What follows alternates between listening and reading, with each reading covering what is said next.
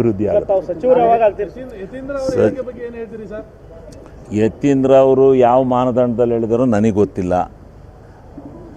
ಗೊತ್ತಿಲ್ಲ ವಿಚಾರ. ನಾನು ಯತೀಂದ್ರ ಅವ್ರು ಏನು ಹೇಳಿದ್ದಾರೆ ಅಂತ ಇನ್ನು ಕೇಳೇ ಇಲ್ಲ. ನಾನು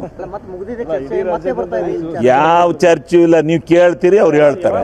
ಈಗ ನೀವು ಕೇಳ್ತಾ ಇದ್ದೀರಲ್ಲ ನಮ್ಮನ್ನ. ಈಗ ಎಂತಂದ್ರೆ ಹೇಳ್ತಾ ಇದ್ರೆ ನಾವು ನೋಡಿ ಅಷ್ಟು ದೊಡ್ಡ ಮನುಷ್ಯರಲ್ಲ. ಈಗ ಚೆಂಡು ಹೈಕಮಾಂಡ್ ಅಂಕಣದಲ್ಲಿದೆ.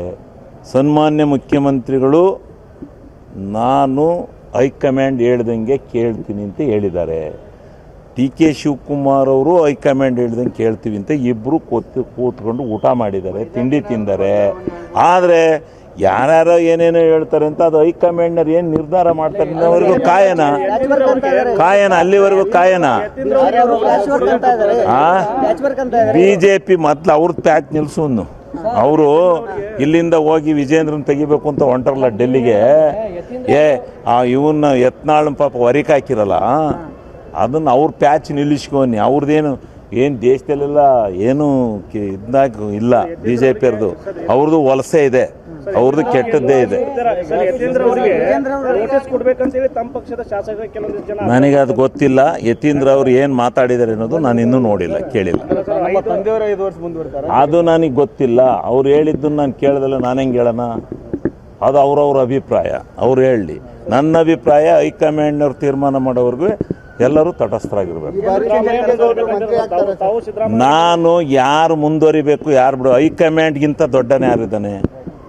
ಹೈಕಮಾಂಡ್ ನಾವು ನಿರ್ಧಾರ ಕೊಡ್ತೀವಿ ಅಂತ ಹೇಳಿದ ಮೇಲೆ ನಿನ್ನೆ ವೇಣುಗೋಪಾಲ್ ಅವರು ಮತ್ತೊಮ್ಮೆ ನಾವು ಚರ್ಚೆ ಮಾಡಿ ತೀರ್ಮಾನ ಕೊಡ್ತೀವಿ ಅಂದಮೇಲೆ ನಮಗೇನು ಹಕ್ಕಿದೆ ಹೇಳಕ್ಕೆ? ಅಭಿವೃದ್ಧಿ ಯತೀಂದ್ರ ಅವರು ಯಾವ ಮಾನದಂಡದಲ್ಲಿ ಹೇಳಿದಾರೋ ನನಗೆ ಗೊತ್ತಿಲ್ಲ ವಿಚಾರ. ನಾನು ಯತೀಂದ್ರ ಅವ್ರು ಏನು ಹೇಳಿದ್ದಾರೆ ಅಂತ ಇನ್ನು ಕೇಳೇ ಇಲ್ಲ. ನಾನು ಯಾವ ಚರ್ಚು ಇಲ್ಲ. ನೀವು ಕೇಳ್ತೀರಿ, ಅವ್ರು ಹೇಳ್ತಾರೆ. ಈಗ ನೀವು ಕೇಳ್ತಾ ಇದ್ದೀರಲ್ಲ ನಮ್ಮನ್ನ. ಈಗ ಎಂತಂದ್ರೆ ಹೇಳ್ತಾ ಇದ್ರೆ ನಾವು ನೋಡಿ ಅಷ್ಟು ದೊಡ್ಡ ಮನುಷ್ಯರಲ್ಲ. ಈಗ ಚೆಂಡು ಹೈಕಮಾಂಡ್ ಅಂಕಣದಲ್ಲಿದೆ. ಸನ್ಮಾನ್ಯ ಮುಖ್ಯಮಂತ್ರಿಗಳು ನಾನು ಹೈಕಮಾಂಡ್ ಹೇಳ್ದಂಗೆ ಕೇಳ್ತೀನಿ ಅಂತ ಹೇಳಿದ್ದಾರೆ. ಡಿ.ಕೆ. ಶಿವಕುಮಾರ್ ಅವರು ಹೈಕಮಾಂಡ್ ಹೇಳ್ದಂಗೆ ಕೇಳ್ತೀವಿ ಅಂತ ಇಬ್ಬರು ಕೂತ್ಕೊಂಡು ಊಟ ಮಾಡಿದ್ದಾರೆ, ತಿಂಡಿ ತಿಂದರೆ. ಆದರೆ ಯಾರ್ಯಾರೋ ಏನೇನೋ ಹೇಳ್ತಾರೆ ಅಂತ ಅದು ಹೈಕಮಾಂಡ್ನವ್ರು ಏನು ನಿರ್ಧಾರ ಮಾಡ್ತಾರೆ ಇನ್ನವರೆಗೂ ಕಾಯನ ಅಲ್ಲಿವರೆಗೂ ಕಾಯನ. BJP ಮೊದಲು ಅವ್ರದ್ದು ಪ್ಯಾಚ್ ನಿಲ್ಸೋನು. ಅವರು ಇಲ್ಲಿಂದ ಹೋಗಿ ವಿಜೇಂದ್ರನ್ ತೆಗಿಬೇಕು ಅಂತ ಹೊಂಟಾರಲ್ಲ ಡೆಲ್ಲಿಗೆ. ಇವನ್ನ ಯತ್ನಾಳ್ ಪಾಪ